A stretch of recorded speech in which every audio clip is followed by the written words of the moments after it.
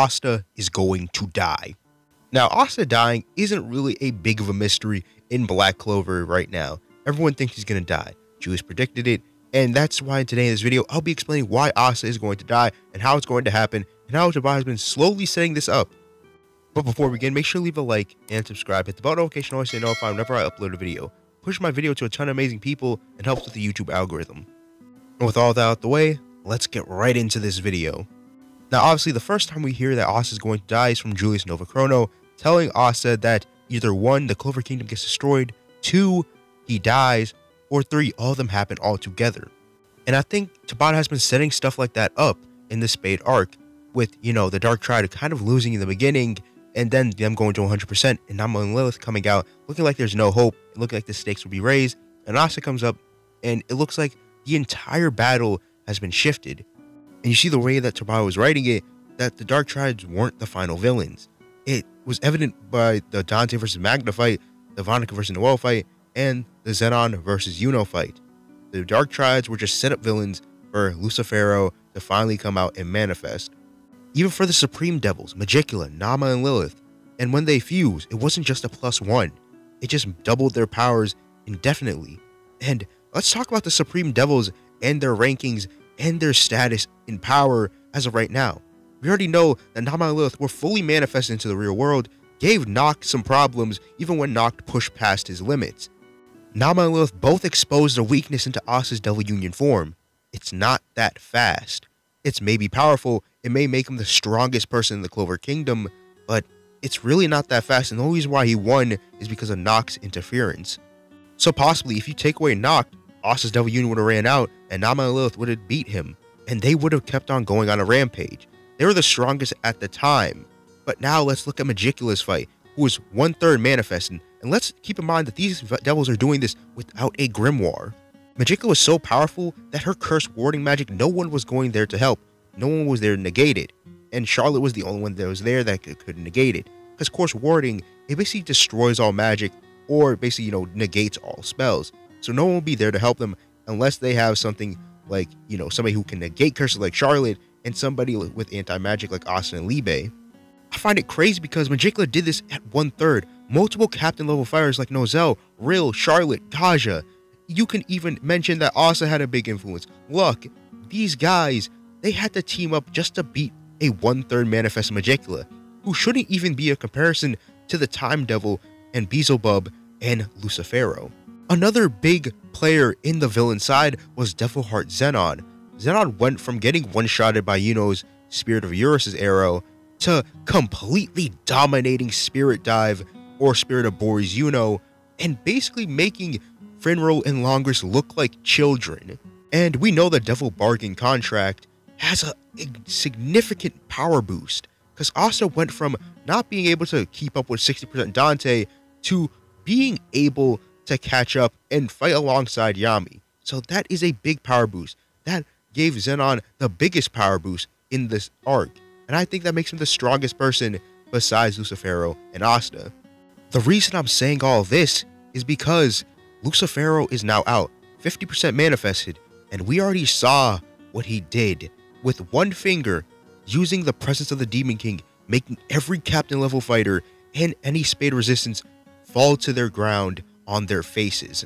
I think what Tabata is trying to show us is that all the setup battles in the beginning, the Dark Triad, Magicula, Nama and Lilith fused, Devilheart Zenon, the big Dildo Worm Devil, and Morris, they were all just setups for the actual Demon King to show his face and show everyone what real power, what real despair is, and show us that the stakes are raised because this is the Demon King. This is the King of the Devils. Everything in his presence is meaningless. Fate, everything, magic, he will crush it down. What's crazy is Julius mentioned in chapter 314 or 315 that something big was coming, and it was Lucifero. Asta right now has 4 minutes in his Devil Union form. He probably stands no chance against Lucifero, because Lucifero is not even using an attack spell. He only used Presence of the Demon King. He's only used his fist, and one punch made Asta wobble. He made him see stars. This should speak volumes on what a 50% Lucifero is compared to everyone else in the series. It's crazy, we have a second Supreme Devil also from the second gate, and he should arguably be stronger than Nama and Lilith, and probably stronger than them combined. And if he decides to join the fray and fight, I think it's game over for our characters if he decides to help Lucifero, but I don't think Lucifero needs help.